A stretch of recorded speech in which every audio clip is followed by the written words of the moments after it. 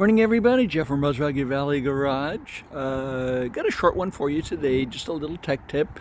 Going to be talking about anti-lock brake systems. This one right here, when we got it, had a dashboard full of lights. So we're working on the last one, and the last one is the ABS system. Has a light illuminated. Unfortunately, your scan tool does not support, or let me say, the engine control module, which is where you get all the data for the OBD2, does not support the ABS system. Okay, so luckily, the ABS system is kind of a simplistic system. There's only about 4 or 5 things that are in that system. Okay. You can go into tests, live tests for the ABS system, and you can take and turn on the motor for the ABS system, and that is located right down here.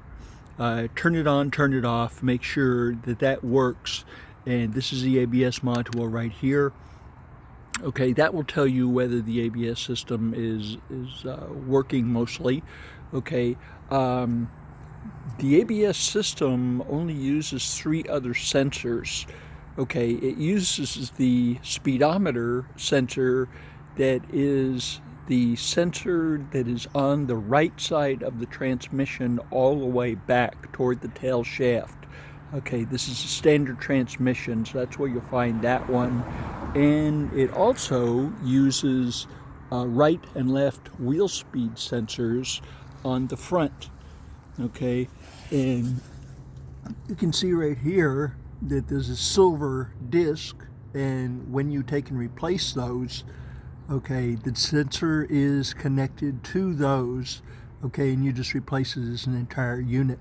So that means you have to pull the wheel off, you have to pull the disc off, you have to pull the brakes off, and then it allows you access to the anti-lock brake system sensor.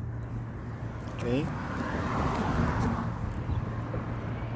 So one little irritating thing about working on the anti-lock brake system, other than not being supported by the engine control module, is that you've done all this work.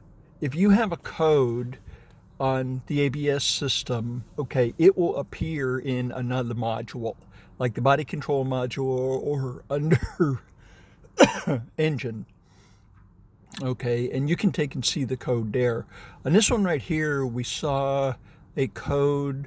It was for intermittent wheel speed sensor. So we just went ahead and replaced them both.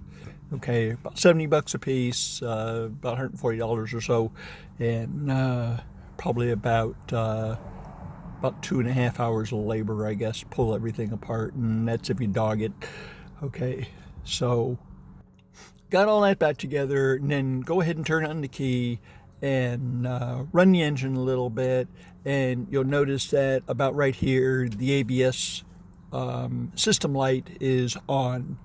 Okay. Don't become disenchanted. Everything you did was perfect. Okay, your workmanship is fine. The ABS computer needs quite a few rotations of the wheel to let the ABS computer know that everything is okay. All right. So basically, if you take the car around the block, it will turn that light off. Okay, there is no code that you can reset or anything. It's something that you can just reset it by driving it. Okay, and that's the easiest one. Okay, hope I brought you a good little tech tip this morning. I hope you have a wonderful rest of your Saturday, and take care. We'll talk to you next time.